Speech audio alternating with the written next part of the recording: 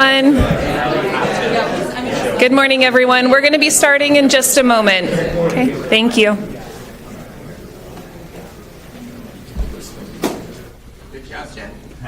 Listen to Jen.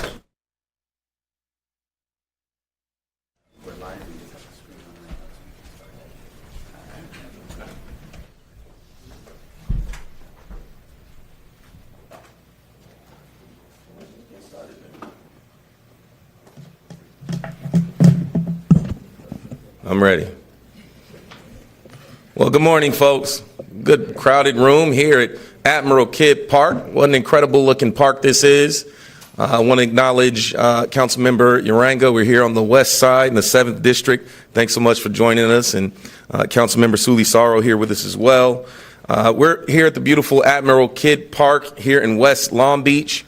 And as Long Beach's 29th mayor, it's my honor and my duty to present the proposed fiscal year 2024 budget alongside our city manager, Tom Modica.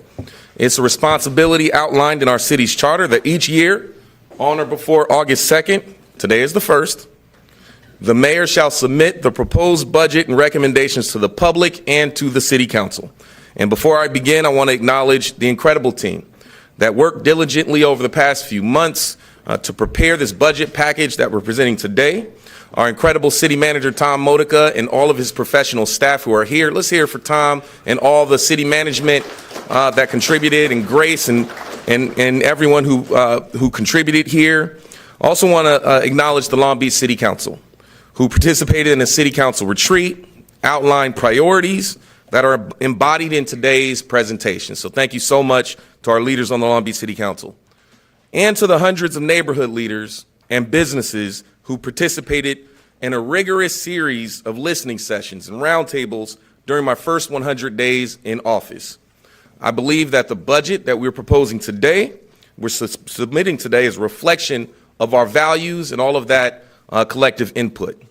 As a dad raising 2 little girls here in the city of Long Beach, I believe that there's nothing more valuable than the investments that we make into our future and in the well-being and the success of our youth, which is why we've chosen to host this year's budget presentation at one of our city's parks, right here as a symbol of our commitment to young people and our commitment to the next generation. As city officials and stewards of the public trust, it's our responsibility to ensure that the budget is balanced, it's efficient, and adequately meets the needs of the diverse and vibrant and growing communities who call Long Beach home. From my time representing North Long Beach on the city council, as council member and vice mayor, I know that sometimes ideas seem too big or too difficult to take on, but I believe that no idea is too big to accomplish when we have the support and the trust and the partnership of our community. When I first took office more than 8 years ago, North Long Beach was lacking several basic services and amenities and institutions that most communities take for granted, including banks and libraries and health services. And rather than shrugging our shoulders and saying that the task was too big, we didn't settle for the status quo. We organized our residents to demand more for our community, and after years of advocating together, we succeeded in bringing banks and libraries and health services like the Ron Arias Health Equity Center to our community. And across our city today, there are similar stories of challenges, of need, and of opportunity. In the Washington neighborhood, there's a deep need for a youth center where young people can gather and engage in school programs. In West Long Beach, there's a critical need for more open space and healthier air, access to basic services and amenities.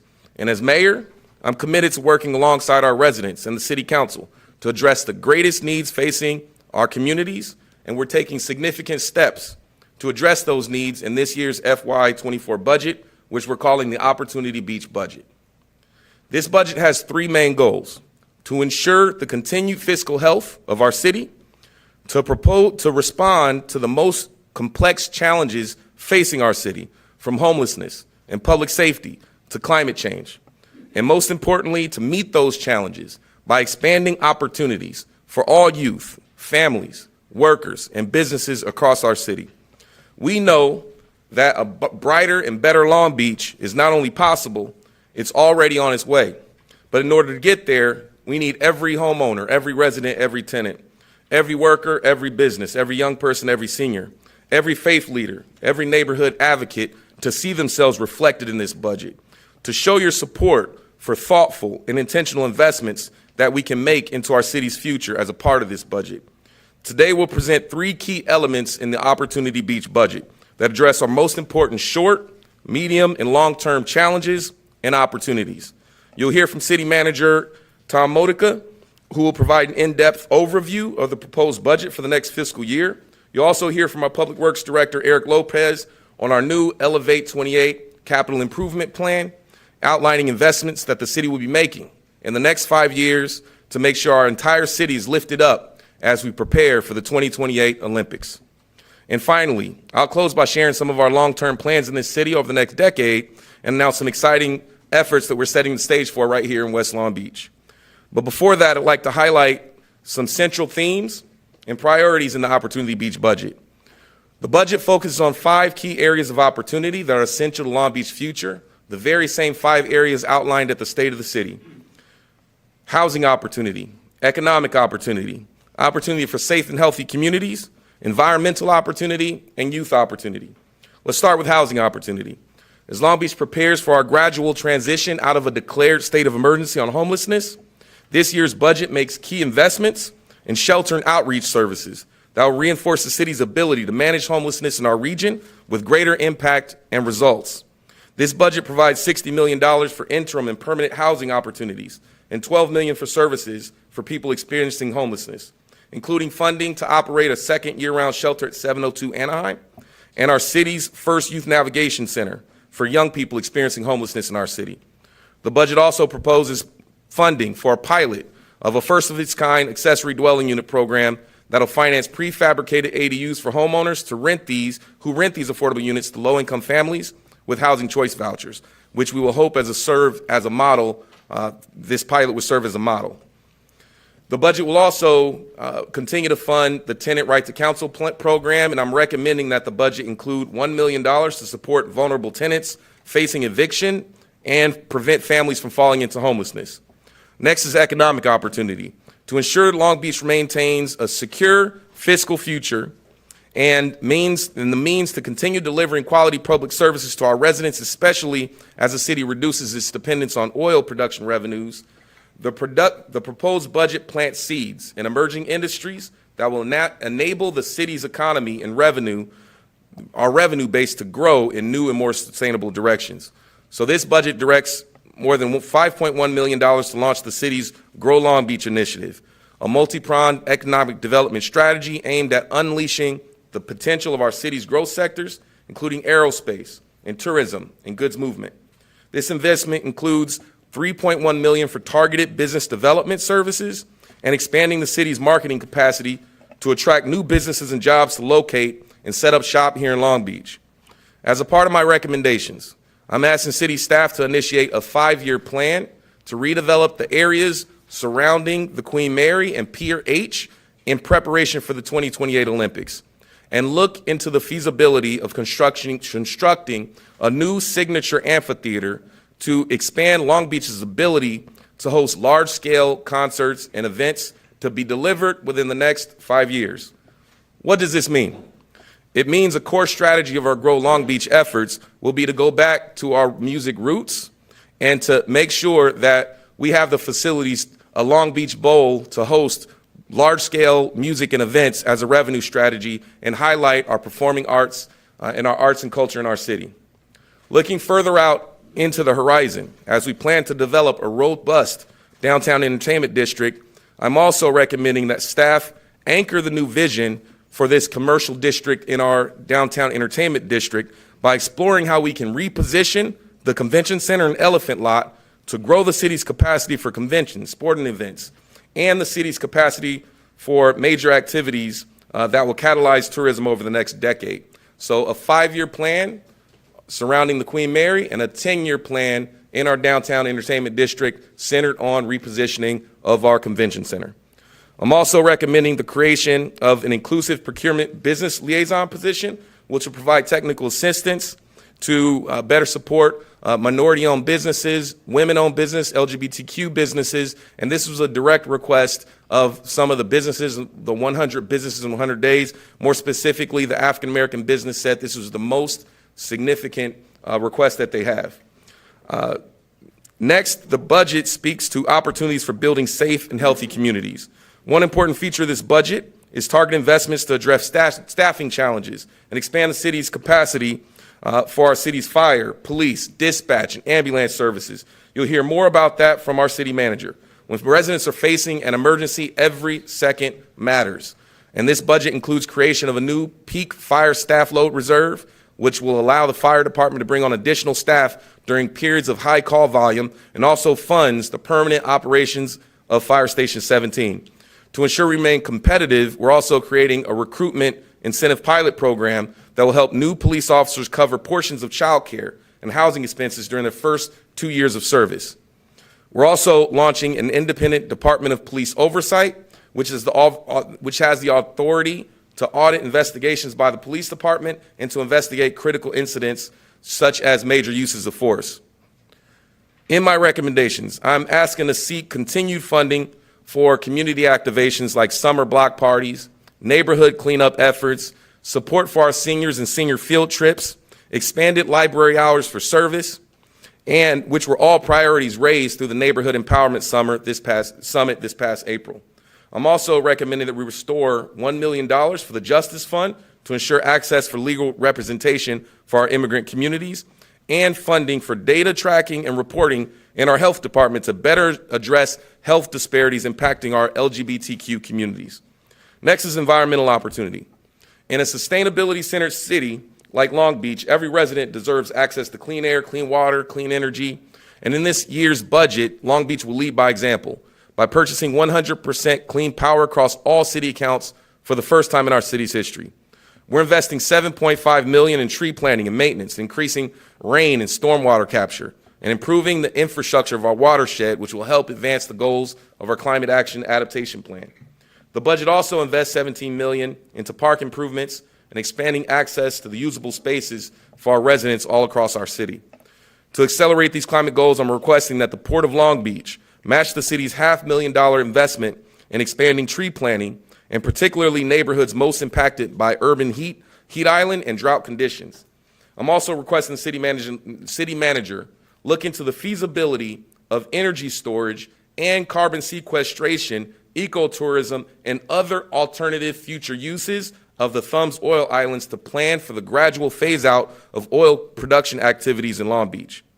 Last but certainly not least is youth opportunity. Every investment into our city's youth is an investment into our city's future. The 2024 budget represents one of the largest down payments on that future, with more than $22 million going to youth-serving programs, in addition to a direct investment in our youth through a $1 million allocation to the Youth Fund through Measure US. These investments are in response to feedback by youth leaders during our inaugural Mayor's Youth Advocacy Day in June of this year. This year's budget includes nearly $500,000 that youth will be able to use for participatory budgeting to help decide how to allocate these funds through the participatory budgeting process, and a $300,000 investment in the city's Public Service Pathways program to expand career development opportunities in city government for local college students and graduates. The budget also makes some substantial investments in playgrounds and begins funding the planning of a brand new youth center at Seaside Park in the Washington neighborhood. As part of my recommendations, we're aiming to expand staffing capacity within the Office of Youth Development. These are just a few highlights, but to provide a more holistic picture of the budget and priorities for the next fiscal year, at this point I want to invite up our city manager, Tom Modica.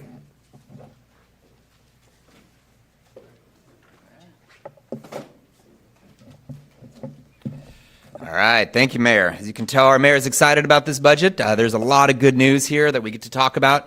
I get to go a little bit into detail on some of these areas and categories, and talk a little bit also about kind of where we are financially and the strategies we have over the next 2 years.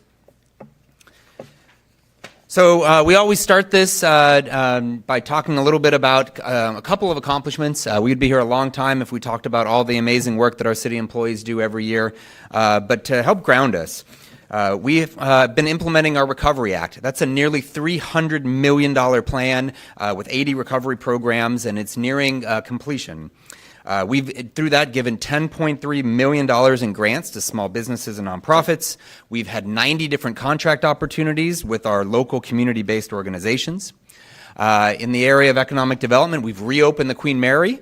We've done $7 million in repair, successful reopening, and new innovative partnerships using revenue from the port, new revenue, to invest in the Queen Mary.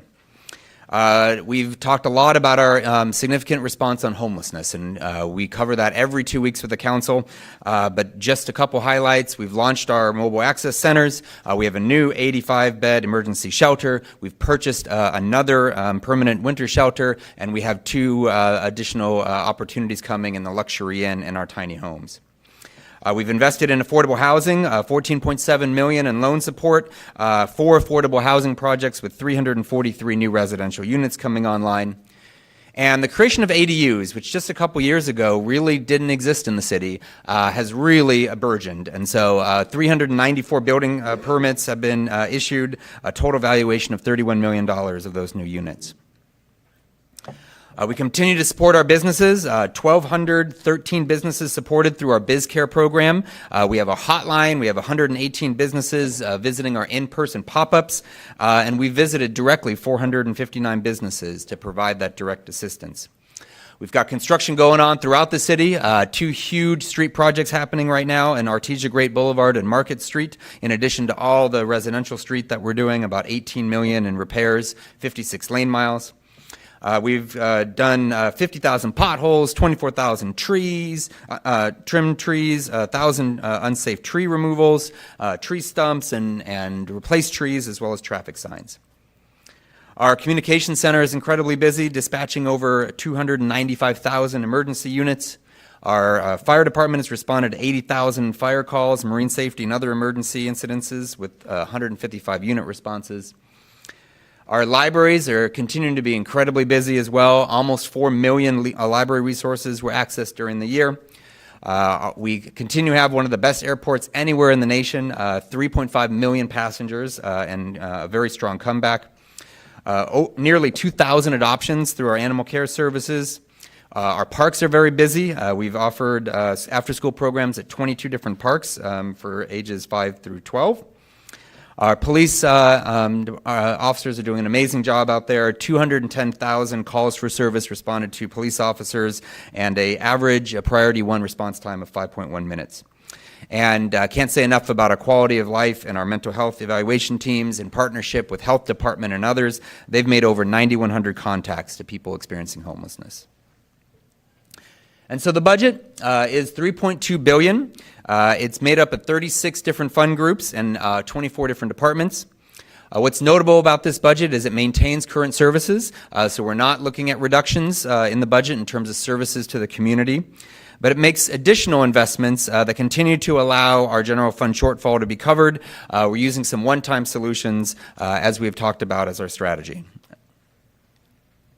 And so last year, we had looked at a deficit of about $27 million. And so through a lot of hard work, a lot of savings, and also of strong revenue growth, that had shrunk down to about $5.8 million.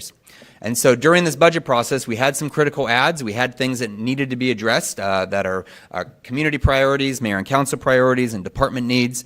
But our goal was to keep that $5.8 million from growing. So having to find solutions so that that $5.8 million doesn't get any bigger. So that has been accomplished. And then you'll see in here as well, we talk a little bit about cannabis. So this was a direction from the mayor and council, was to provide some cannabis tax relief. We found a way to do that, but it does require some investment, and so that will increase our shortfall slightly. We are going to be releasing some reserves to be able to cover it in this year that we've been saving from cannabis revenues primarily. We are using some one-times to balance and also to maintain our reserves. We've been very fortunate and very prudently spending our Recovery Act money on businesses, on our residents, and helping them recover, but also to help us with our financial situation. And so that $5.8 million will be covered through the Recovery Act, and $3 million will be covering the cannabis tax reserves and other reserves. We also have about $27 million of one-time uses, which come primarily from additional revenue and significant vacancy savings, as well as a $7.5 million influx from the Monsanto settlement. Our reserves are strong. Our operating reserve is at $16 million, and our emergency reserve is at $47.8 million, both within our policy. And so one thing that's new about this budget is the alignment. Last year, we adopted our first strategic plan in many, many years. Great work by the community and the council to have a strategic vision. Then we did a council work plan as well. And so this budget aligns the strategic vision and the work plan and the input we heard from the community back in January, where we had them give input on the areas of the strategic vision that they thought were most important in the budget. And so in those 5 community meetings, the top priorities we heard from the community were housing and homelessness, public safety, education, and economic opportunity. And in the work session with the council, very similar alignment, housing and homelessness, economic development, and public safety were the top 3. And so our strategic approach is to address those key areas of priority, resolve our vacancy and hiring crisis, as that is our biggest challenge right now, and launch a multi-year plan to invest in our economic growth and reduce our out-year structural shortfalls. So I'll go through each one of those categories in a little bit more detail. On the areas the mayor covered, I'll go a little brief because he covered those well.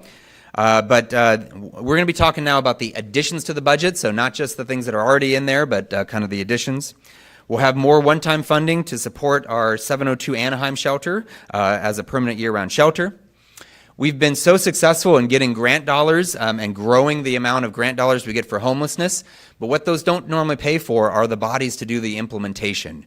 So we need some dollars for the administration, for the program management, to make sure that our homeless dollars are hitting their benchmarks, are on target and coordinated. And so I'm proposing 5 new positions to assist our Homeless Services Bureau in getting that work done.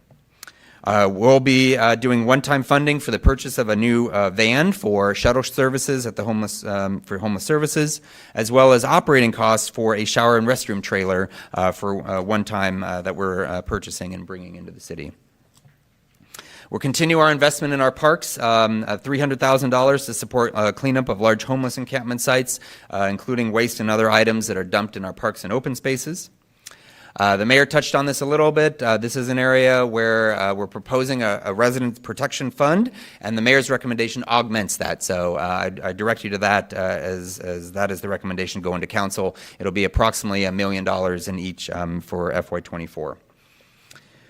There'll be one-time funding for the Housing Trust Fund that the mayor covered, this ADU pilot program where we will help you buy a ADU unit and then partner you with the Housing Authority so that if somebody's willing to engage in this program and bring on someone who's in need of assistance, we'll help you both provide the structure as well as some income there for the person to pay the rent.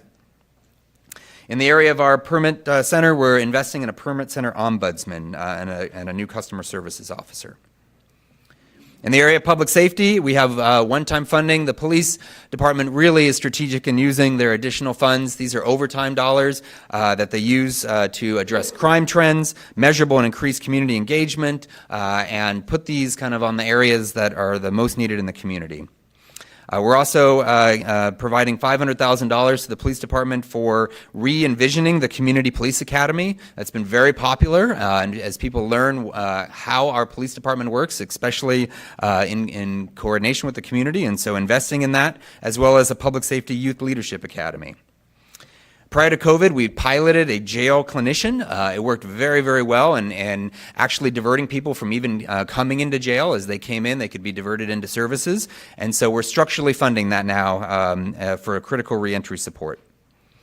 The mayor covered this a little bit, the fire peak load staffing. We have academies coming on right now, so we'll be seeing new firefighters in our system. But there are days and times where we do see some heavy loads, and so that is going to be a reserve that the fire department can use to address those critical needs. We're also, through support of the federal government, through the SAFER program, and now Measure A, we'll be able to structurally fund Engine 17. For several years, that has been a one-time amount, and so now that'll be structurally funded. In the area of dispatch, for the first time in many, many years, we're adding and increasing our number of dispatchers.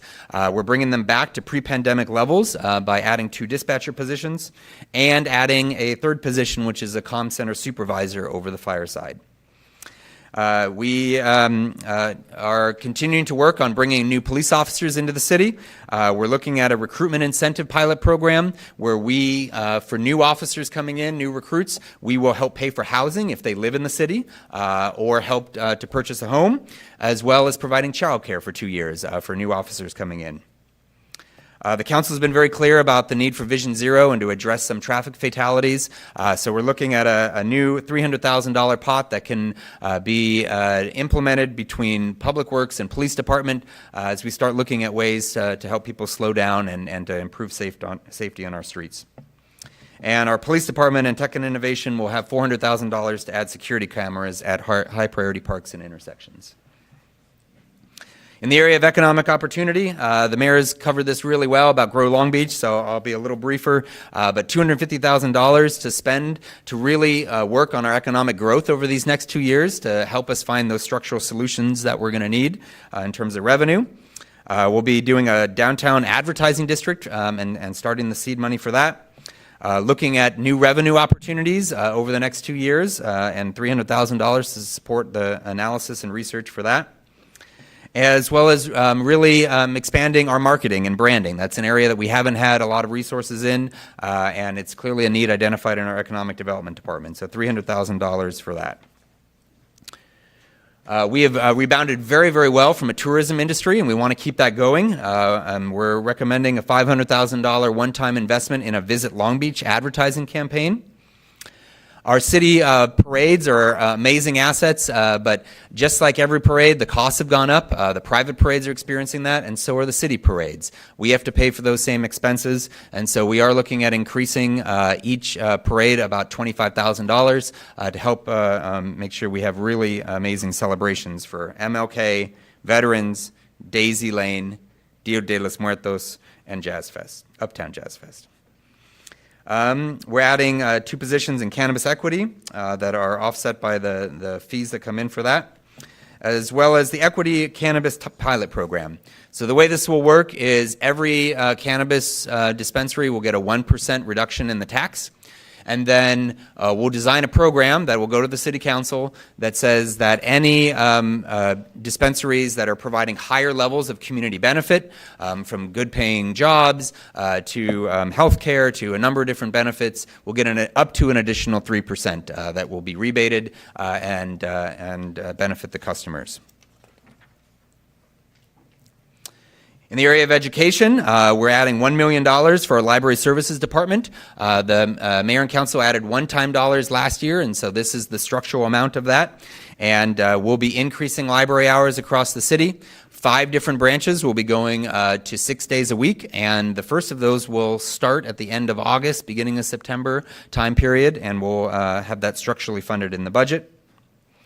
Mayor mentioned the Public Service Pathways Program for $300,000, which is a great opportunity to create a pipeline into city jobs. We'll be investing in our Parks and Rec Department for $60,000 and Police Department for $250,000 for a collaborative after-school and teen academy programs.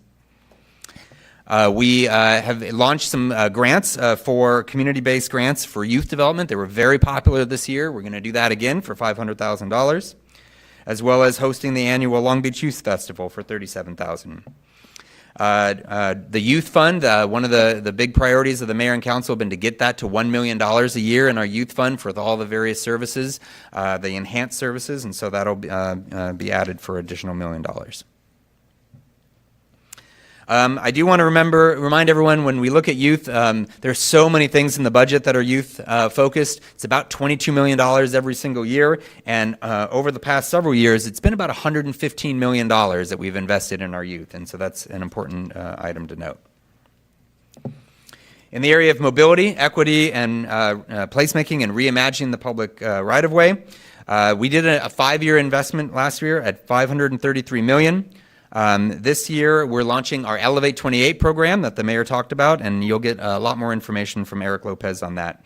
But we're excited to invest. Most of that money will go into our parks, our tourism assets, our areas that the Olympics are coming to, our gateways, our cultural centers, to really be able to show off Long Beach, and not just in one area of town, but throughout the whole city. The Public Works Department is also re-envisioning a number of different aspects of their functions, and so we'll be covering that in depth when Eric comes to the council in a couple of weeks. For climate and environmental sustainability, we're really excited that one of the areas in our Climate Action Plan, our CAP, was to lead by example and to pay for 100% green power. We started that last year with the water department. They went first. This will be the rest of our city accounts for $1 million, $300,000 structural, $700,000 one time, so that the city will be paying for 100% green power, as much green power as available. We're also investing $7.5 million of the settlement dollars that came back from Monsanto's into water quality projects. That's what that litigation was about, and so we're putting that back into water capture education and rebates, trash interceptor barge concepts. Those are cool. Yes, they are. Our storm drain, and also tree planting. In the area of health, behavior, and wellness, we are one of the major needs that we hear from our Department of Library Services is the need for addressing people who are having some mental challenges that come to the library or are experiencing homelessness. And so we have 3 people who are currently work in our health department that work in our libraries. We're adding a 4th position that will be a coordinator position and help connect all the services that are out there from the county and the health department and our other departments to assist with our libraries. For the first time, our Be Safe program will be structurally funded. That's been one-time funded for most of the sites for a long period of time, and so we'll be structurally funding that for all 11 sites. We'll be investing in a Hoops After Dark summer season. That'll be our commitment is this next season for one-time dollars, we'll have our $90,000, and then we'll work with the group to fundraise for the rest of the program, as well as funding one-time dollars for the mobile recess program. And it was very clear the council wants us to take steps on a sidewalk vendor program. We're bringing the final ordinance soon, and so there's resources in the budget for the implementation of that sidewalk vendor program. In the area of digital inclusion, $400,000, $200,000 in general services, $200,000 in general fund to implement our smart city pilot programs. That's been a real success as we get vendors and others offering to help us with some of our needs. They normally pay for free in the beginning, and once we like it, we have the ability to invest. And so we'll have some resources to be able to do that. And to structurally add our digital equity and inclusion officer position. So those are really our community services. We're also an organization that needs support to be able to do all those services, and so we have a section called Our Government. It's been very clear that our number one challenge in the city from an organizational perspective is recruitment and retention, is employees. Our employees do all the work out there. They're amazing at what they do, but we are running very significant vacancy rates, and so that is an area that is a huge focus of this budget. We're proposing $1.7 million for recruitment and retention incentives as we find ways to bring people on and to keep them. We would ask the council for some flexibility there. Civil service has a couple positions that they're upgrading to higher levels to assist them doing their job.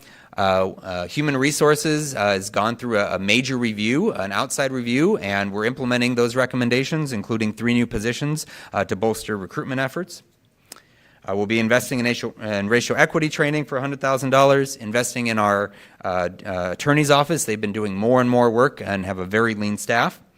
We're also looking at a $300,000 down payment assistance program for our employees. In the Office of the City Manager, we'll be creating an Office of Ethics and Transparency. That is more of a reorganization to support the management of our Ethics Commission, our Ethics Learning programs, and our Public Records Act programs. We'll be investing more in language access. Our departments are really relying heavily on language access, which means the costs go up. That's a good problem to have. It means we're connecting with our community in many different ways, but we will require additional one-time dollars there, as well as some one-time dollars to continue the investments under the Recovery Act for our translators. That is cool. I knew you'd like that. We're investing some support for our KCOD commission to do training and community engagement, as well as $100,000 for our cultural centers. There are a couple areas in the budget that we look at for opportunities for innovation. These aren't monetary items, but I did want to cover them. One is, as we brought on a new director for development services, we've been talking about how do we have a department that reflects the totality of what they do. They do a lot more than just development. They do community building, they do housing, they do code enforcement, they do neighborhood services. And so we're proposing to rename that department the Community Development Department. We had one back in the day, and so we would be bringing back Community Development Department in this budget. Alternatively, in our library services, they do amazing work right now, and a lot of their programming is arts-related and culture-related. And as the council has a big push on looking at community centers and cultural centers that we can bring on in partnership with nonprofits, I'm going to be asking our library services to add to their mission, to have arts and culture added. This isn't going to add to the daily tasks of the libraries. They're going to still be libraries, and they're going to do amazing work, but to overall be bringing together our arts and our culture and add those into our library for a really strong department called Library Arts and Culture. Public Works is going through a big revision, and as they have significant resources now to do their 5-year infrastructure plan and our organics program, we're looking at improving communications in the Public Works Department and to invest in staff training and retention. And then there's a huge focus on growing our revenue, as the mayor has mentioned in the Grow Long Beach initiative, and move away from our oil-related revenues. So it's, as I mentioned before, our number one issue is our significant hiring crisis. It is unsustainable. We cannot have a 22% vacancy rate on average. That means some departments are at 10%, and in some areas may be up to 40%. And so we have to find a way to hire better and bring in top talent and retain top talent.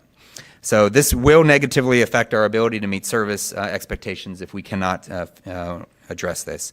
And so we are implementing the restructuring of the Human Resources Department based on that independent study. I really am encouraged by HR really embracing that and just saying, what can we do on our side to do better? And they've really embraced that, and departments have really taken notice. So those are the major investments. I need to just sum up by talking a little bit about the future. We do still look, there's a lot of great items in this budget, but we do need to be mindful that we're still in a structural shortfall. We are relying on one-time dollars this year and next year, we believe, but then we need to solve that structurally going forward. And so our FY25 projection is a $17.5 million shortfall, and it's $38 million over the next 4 years. That's where we're going to be investing to find solutions over the next 2 years to address that. So our budget timeline, so today is a happy day for us as we release the budget, and now it really is up to the city council. This is, the city manager has done his part, the mayor's done his part, now it's up to the city council to take all the input and to pass a budget by September 12th. We have a number of community meetings coming up where we'll go through the proposals, we'll take input, and make sure we get all that to the mayor and council. And so we encourage everyone to get engaged, attend budget hearings, come to our budget oversight committee meetings, attend the community budget meetings, and we also have a digital comment card. And so finally, just to sum up, we are a resilient city who's really focused on progress. We've got so many things to be proud of. We're a full-service city. Our employees do amazing work out there every single day. We've maintained our resources, and then we've increased our support through the pandemic to the community. We've got incredibly committed and dedicated employees who I'm just so proud of the work that they do every day. We're also a very strong fiscally managed city. Our councils and our mayors very focused on that and make strategic and prudent decisions that we need for our organization. I'm always very impressed with their leadership. Of course, mayor and councils want to do more and more, but they always keep an eye on what we can afford to do and make sure that we're balancing those two. And of course, we get amazing support from all of our appointed officials, our city auditor, our attorney, our prosecutor, our clerk, civil service, harbor, and I almost said water, utilities, general manager. And of course, we couldn't do all this without our amazing budget staff. So I wanted to recognize Grace Yoon, our budget manager, and all of her team who's here today, as well as our financial management director, Kevin Riper, who wasn't able to be here today. So normally we'd end here, and that's a lot, but we have more. We want to talk a little bit about the Elevate 28 plan. As you can tell, this is a budget that has a lot of exciting opportunity. So I'll bring the mayor up to talk about that a little bit more.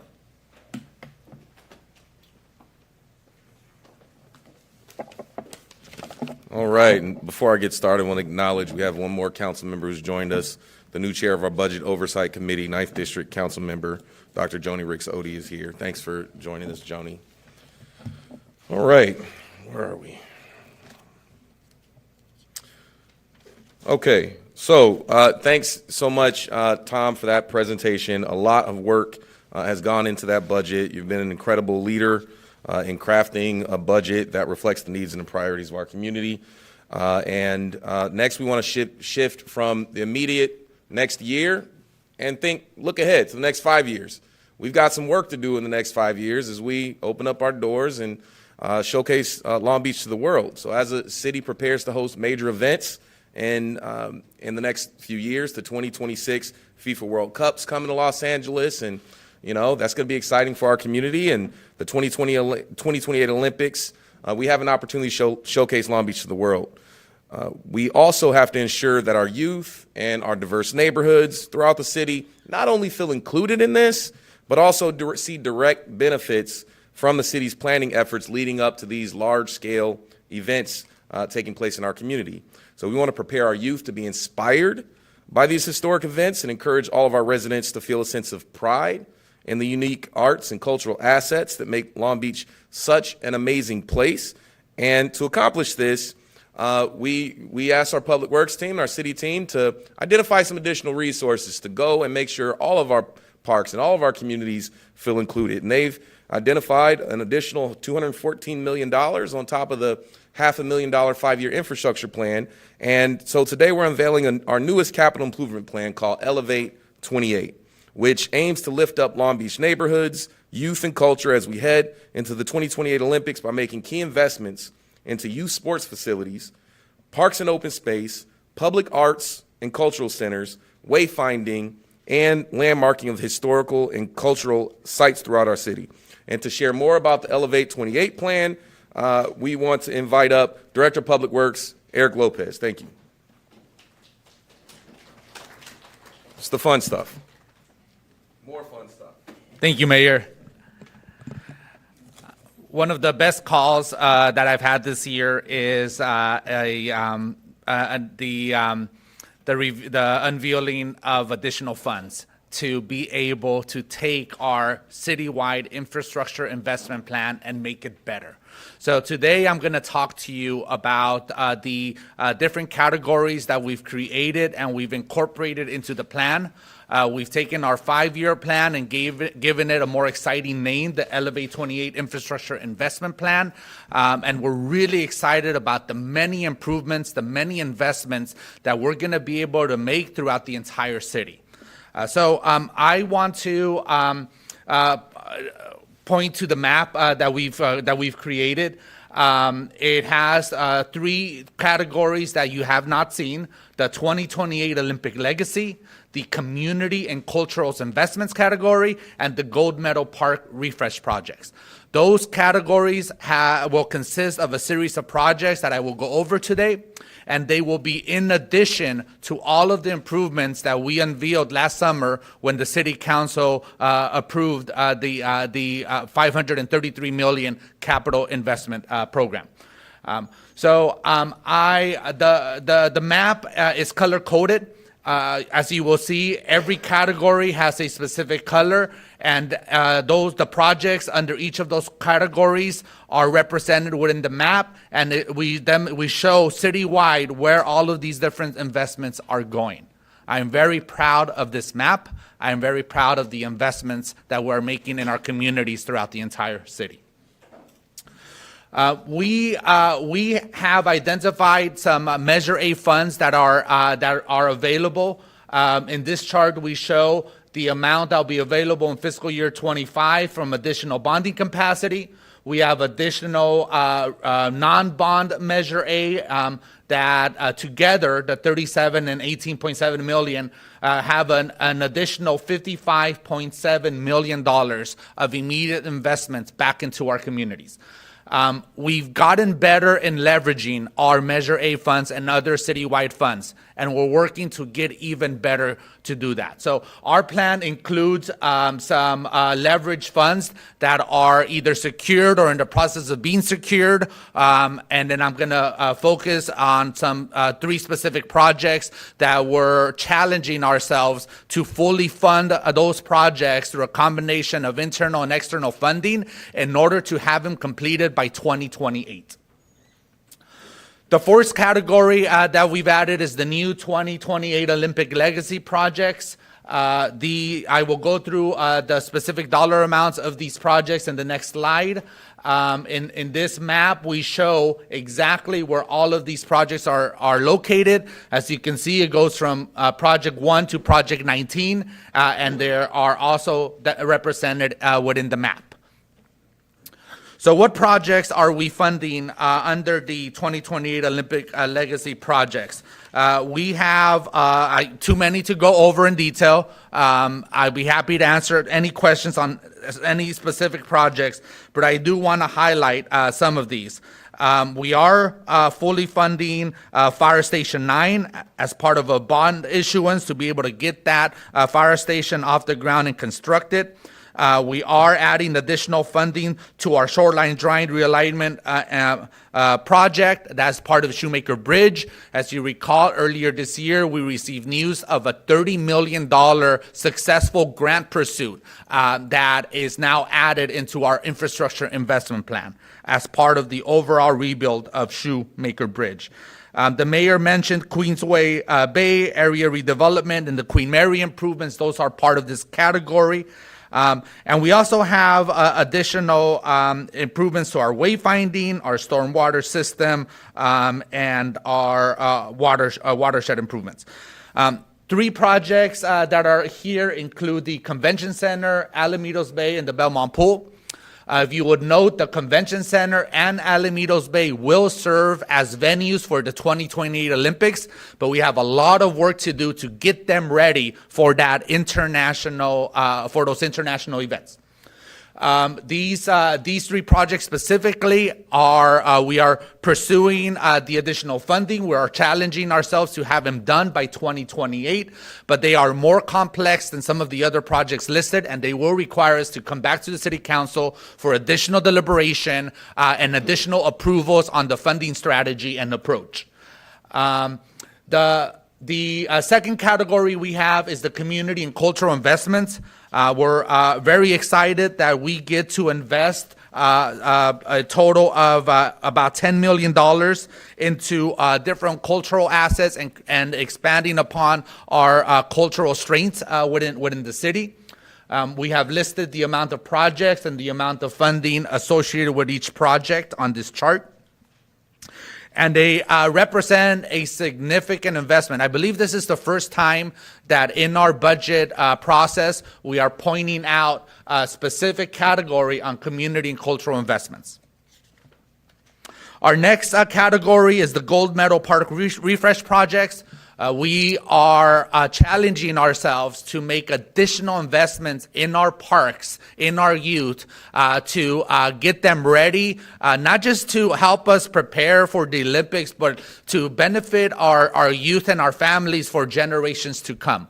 A lot of our parks have gotten new playgrounds. They've gotten new hydration stations. They've gotten improvements to very specific sports assets, but there's still a lot more to do.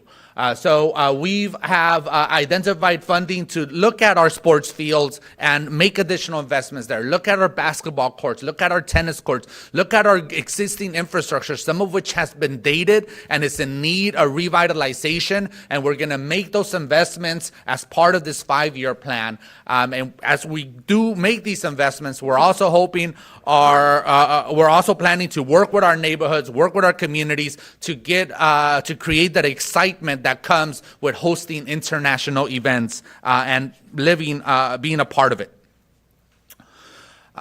We have the categories that we unveiled last year. I'm not going to go through these projects. We did that last year, but I did wanted to reemphasize that the new investments are on top of that $533 million. We're now going to be at over $750 million investments citywide.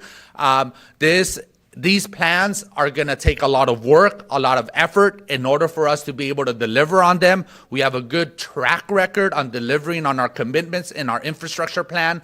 But without our engineers, without our capital project coordinators, without the many admin staff that it takes to deliver these projects, in addition to our partners from consultant architects to engineers to project managers, we won't be able to deliver this. So I just want to thank the team for their hard work to deliver these projects and for the hard work that we're going to have in the next 2 years in order to deliver on all these amazing commitments that we are making to the community. So here's an overview of every category. The original Measure A funding, the Elevate 28 additional funding we've added, a new total of $758 million investments throughout our entire city. And I'll leave you with this map, and I'll ask the mayor to come back and add some remarks. All right, thank you.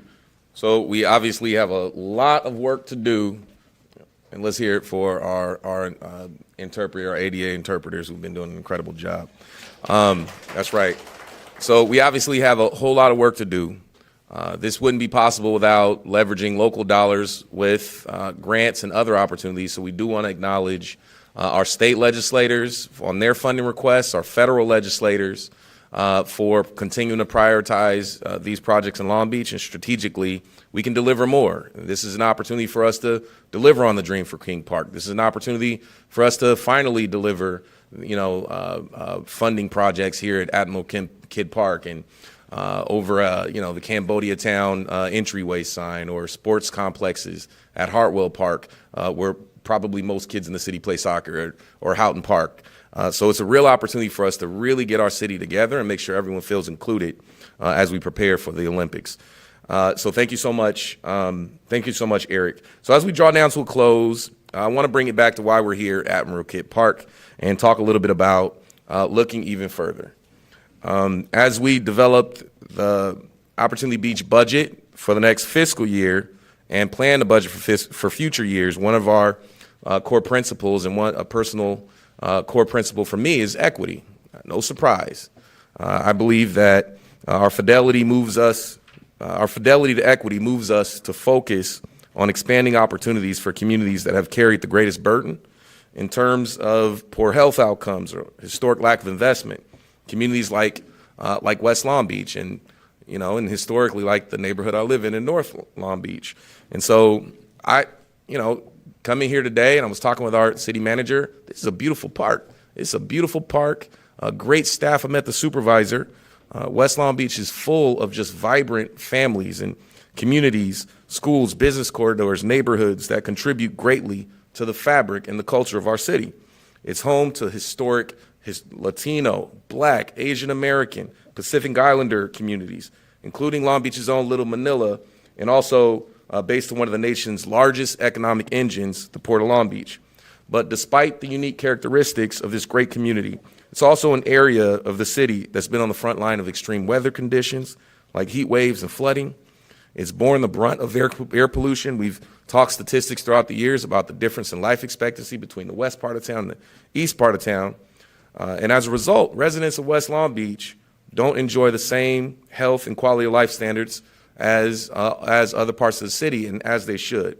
So over the next decade, we have an opportunity to ensure that West Long Beach reaches its highest and fullest potential by bringing together all sectors and all levels of government in a new partnership that we're working together on. And I want to recognize Councilmember Roberto Uranga, who's our partner on this, that we call the West Side Promise. The goal of the West Side Promise is to call on our city manager and all of our city departments and other government officials, philanthropic leaders, environmental advocates, educators, community-based service providers, labor, the private sector, to make meaningful commitments to West Long Beach that will improve the overall health and well-being of families who call the West Side home.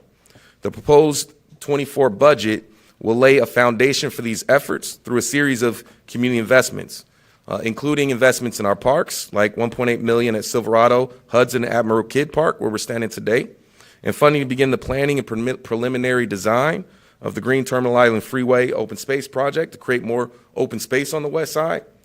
To accelerate these efforts, I'm asking the city manager to develop a 10-year community investment plan to coordinate in the planning, the economic development, climate mitigation efforts over the next decade that will improve the quality of life for all families in West Long Beach.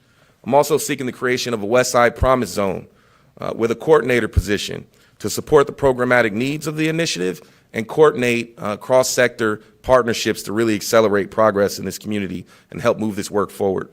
These efforts will bring new resources and amenities to the community, improve parks and open space, environmental and public health services, small business support, cultural programming, new financial institutions, increase access to healthy food, workforce and educational opportunities. That's the vision for West Long Beach. And by strategically coordinating these investments across different sectors and levels of government, we can change the narrative of the tale of two cities between West Long Beach and the rest of the city. And when we look back on this moment 10 years from now, we want the city of Long Beach and all the people in this room and everybody watching this live stream to be proud of the impact, the intentional impact that we've made in ushering more promise for the West Side, centered on dignity and centered on equity. That's what the West Side Promise is about. I know that this is possible because I've seen it. I've seen it in North Long Beach. I see it all across our city with folks who want the highest and best potential for their communities. And we should start, as the new mayor and 29th mayor of the city, I only think it's appropriate that we start with the area that deserves our full attention, our collective attention. And so that concludes our budget presentation. I want to thank all of you today for joining us. And with that, we're going to go and entertain any questions that you might have. Now, question, do I sit there for the questions or do I stand up here, Tom? I stay up there. Okay, great. Fantastic. All right, are there any questions with our 2 or 3 media outlets that we have here with us? Okay, we can do a one-on-one after, absolutely.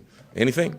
I asked you this yesterday, Tom, but I'm going to ask you again on the record. But just given that there's an ongoing structural shortfall in the budget, and this budget and the future ones I assume are trying to do a lot with what you have, I wonder if you could explain to just a normal resident or reader who might not understand all the government speak and what all this means, how that makes sense to have all of these additional investments, these big plans with the ongoing shortfall. Yeah, absolutely. That's a great question. So it is a very complex budget, so lots of different funding sources that we piece together. But to make it simple, imagine this is like is that on? Can you hear me okay? Yes. Better? All right. Thank you, Councilmember.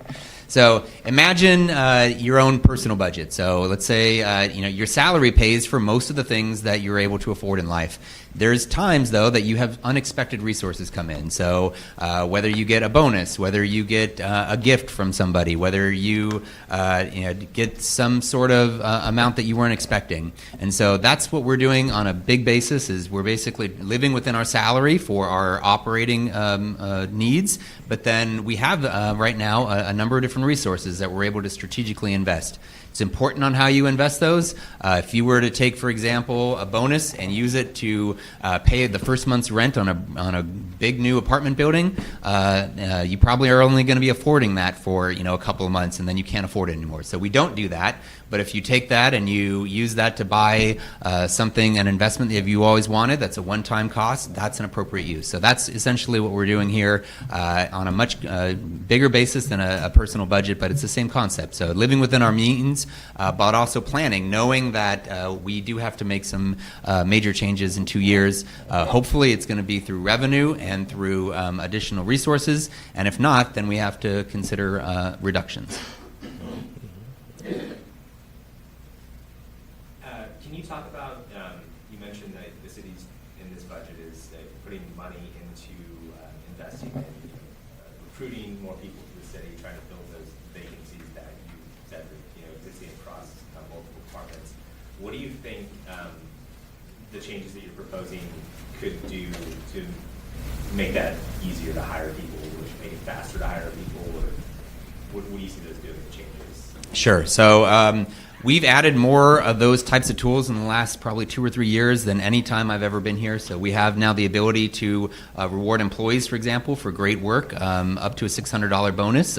So having resources to do that, potentially even increasing that through some meet and confer. We would have the ability to do retention bonuses or recruitment bonuses. That's been working on our hard to recruit positions. We just did that for refuse operators, a $6,000 signing bonus essentially that you get part now and then part when you stay with us after I think 18 months. We're open to all kinds of other things. I'm sure our employees have ideas as well, and so just having those resources to be able to have human resources make some good investments there. Are you seeing this pay off though? Like last year, you guys had the bonus for police officers who brought in new recruits or lateral hires. Like, did you see movement on those? Yeah, we're definitely seeing that. We're seeing people wanting to do that.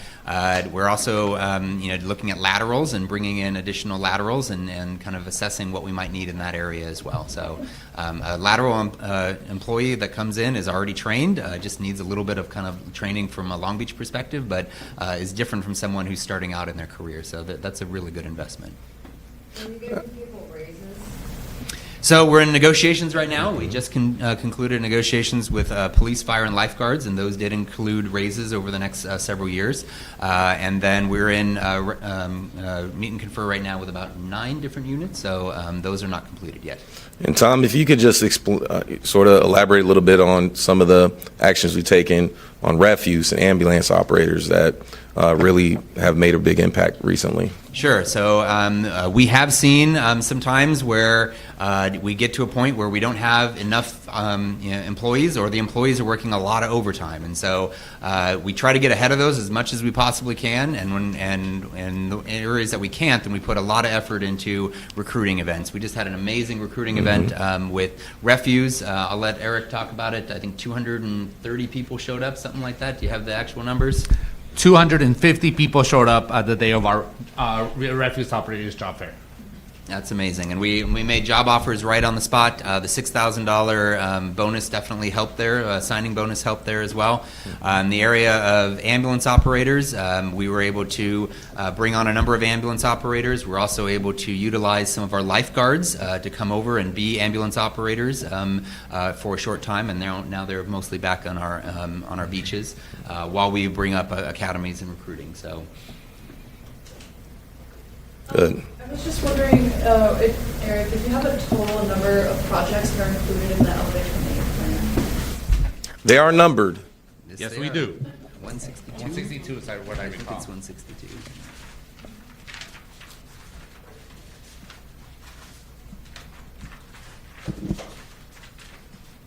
Yeah. Here it is. 162 projects across the 6 categories. Okay, and then of those, how many of those are like new to this year and not carried over from last year? I have that here.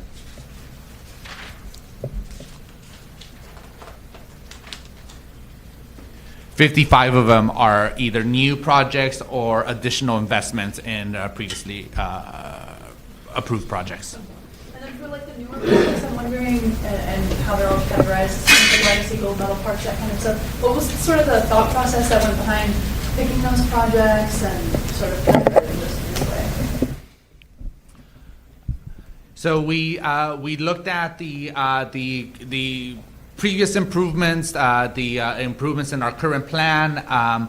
We looked at our existing parks, like here Admiral Kidd Park. We're doing the playground, but there's still additional needs in the surrounding park area and across the street at Hudson Park. So we wanted to maximize our impact in terms of building upon the work we wanted to do, but we also identified specific areas of need, like the basketball courts as an example.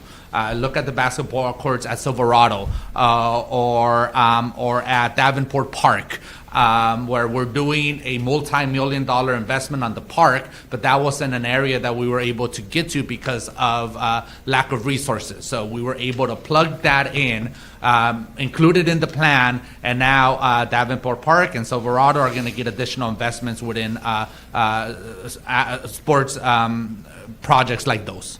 And a lot of these have been things talked about in the community. So Right. I get those from our council members. They go to a lot of community meetings. They hear about the dreams and hopes and visions of the community. And so a great example is looking at Cambodia Town. We've always had Cambodia Town. And one of the things Councilmember Sorrow has talked about a lot is, can we have a grand entrance for Cambodia Town, a placemaking? And she's heard that from the community and brought that up, and that made it into the plan as well. So kind of making sure we've got a lot of community input there as well. I think we worked backward from what do we want the city to look like in 5 years when we open up our doors. Are we going to be able to be proud to show every part of our city, West Side, North Long Beach? What experience do we want young people to have when they're out excited about FIFA World Cup in 2026? We want them to have great soccer fields to have. And so there were already some projects that maybe had a portion of funding or a grant or an earmark that we said, hey, if we put additional resources, can we deliver this in 5 years? And what I think is being presented, it's inclusive, it's our entire city, and every neighborhood should be proud of their neighborhood when we open up our doors in 2028. How would you describe the city, and I don't know if this is for the mayor or for the city manager, but how would you describe the city's approach this year to homelessness? Like, obviously in the past few years, you guys have made some big purchases, you're building those projects out. Those are not in this budget, but what, like, you're explaining to residents what you guys are doing this year with the money you do have. What's that? I'll try. So a lot of those investments are manifesting this year. So we went from a 62% increase in homelessness, declared a state of emergency with the goal of increase our fighting weight so that we can manage this crisis to a greater extent in the years to come. And so what you'll see in this budget, you'll see that expansion of capacity with, the 702 East Anaheim. That's happening this year. Luxury Inn will be delivered this year. The Youth Drop-In Navigation Center will be delivered this year. That all expands our capacity. Additional showers, the second MAC, all of those things expand our capacity. And now we see we're beyond that 62% increase. We saw in our most recent point in time homeless count is beginning to sort of stabilize, and we're beginning to plan out what the future looks like as it relates to managing the crisis long term. So you'll see funding to implement the long term Long Beach mental health strategic plan is in this budget. We're going to be looking at root causes, prevention, all of those things in this budget now as we sort of stabilize and get into what is the right size for our city in terms of our response. So you'll see investments in things like mental health, additional shelter, revenue opportunities, things that we're going to need in order to just manage this crisis better. Anything you want to add, Tom? As well said. Okay. Good question. So homelessness, it's a key priority. It's a big investment piece in this budget, but we have to do multiple things here. We have to address our big challenges, but we also have to sort of look to the future in terms of addressing inequity, but also preparing our city to economically benefit. You see that there's a shortfall in the years to come. So we have to focus on growth now if we want to preserve services in the future. So a lot of investment, planting seeds into revenue opportunities in the future, and making investments into our community as we prepare for what is a big opportunity for us with the Olympics. Good. Similar to that, just kind of the same question, but Sure. housing specifically. Mhm. I think it's at 60 million is going to housing efforts in this budget. I know that includes like age reproduction and all of that kind of stuff. I'm wondering if you talk about other kind of initiatives and programs the city is putting that money to help with that. Sure. I mean, there's a lot of work we still have to do. Long Beach is still one jurisdiction that doesn't have dedicated source of revenue for housing production. That's a challenge for us. We used to with redevelopment, and that was 10 years ago. That was 2013 when it ended. Now there are a lot of regional efforts. You know, we're engaged in La Casa, LA County Affordable Housing Solutions Agencies, looking at regional solutions to help, you know, provide funding to the scale that we need. We need $30, $40, $50 million a year to really get to where we need to on affordable housing. That's not in this budget. We don't have dedicated revenue for that. But we have strategic revenue to make sure that we can expedite permits, that we can, you know, implement all of our policies like inclusionary housing, all those things.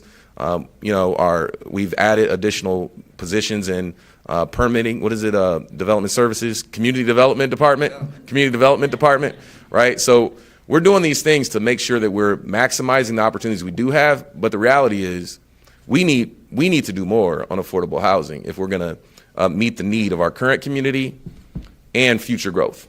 So there's certainly some challenges we have to look into that are not resolved in 1 year budget. And we're also continuing to invest in things like right to counsel. So in the mayor's recommendation, we enhanced that number to $1 million for right to counsel, which we've seen as a program that actually delivers results. We've been able to deploy those resources to keep people in their homes, which is incredibly important. Good question. Anything else? Can you talk about the West Side Promise? Sure. That stands out to me in the Sure. budget, but the 10-year investment plan specifically. What does that mean to you? Thank you. What does it look like in you? So if I look back, I think in 10 years, we would have had alignment between the 10-year Inflation Reduction Act, 10 years of funding in the federal government that's focused on things like climate resiliency and making homes more energy efficient and things like that.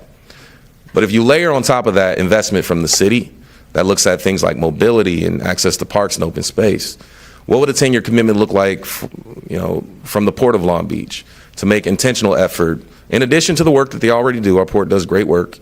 But what if they were to make an intentional effort to, you know, to invest in expanding open space like Terminal Island Freeway? Imagine if we were to have a 10-year strategy with our state funding requests. So it's strategic over the next decade to optimize opportunities or where we lack funding, federal funding requests. So by having an investment plan that will provide some level of guidance to philanthropy, to other levels of government, to say, here's our vision over the next 10 years, help us get there, we can have a collective impact. And that's the goal here. We can only do so much alone, but if we set a goal and say, this is the vision for the West Side over the next decade, where young people have access to a park within walking distance, where there's transit, where there's access to healthy food, access to financial resources, more than a check cash in place and a bank, maybe workforce opportunities, major industries in this area. How can industry step up and provide job opportunities and career pathways? These are the questions that we'll ask over the next decade. And I think the most important work is in the first 2 years. That's why we're asking for a West Side Promise Zone coordinator to help define the program and help us to be more strategic. Now, again, I've seen this work before. I mean, empowerment zone programs are not new. President Obama established Promise Zones years ago. There's been enterprise zones. There's been all these zone stop programs. This will be a local program focused on West Long Beach. If it works, which we know that these programs work, we've seen it in North Long Beach. Layering together planning and economic development, mobility, all those things. If we know that it works, then it could be a model for other areas that may need this same level of focus. Good. Anything else? It's a lot of stuff, man. It's a lot of stuff. A lot of stuff. Well, okay. Well, we'll wrap it up then. You know, there's you know, short-term opportunities here. We're thinking 5 years out in medium term, and we're thinking long term in terms of, you know, our economic future and equity in this budget. We want to thank all of you and thank all the staff. We now submit this to the City Council. We want to encourage you to, you know, do your diligence, and but ultimately, let's adopt this budget in a timely manner. I'm going to be watching to make sure that we maintain our prudence here and not expand our deficit. I'll be watching that very carefully, but I'm proud to submit this to the City Council. Thank you so much.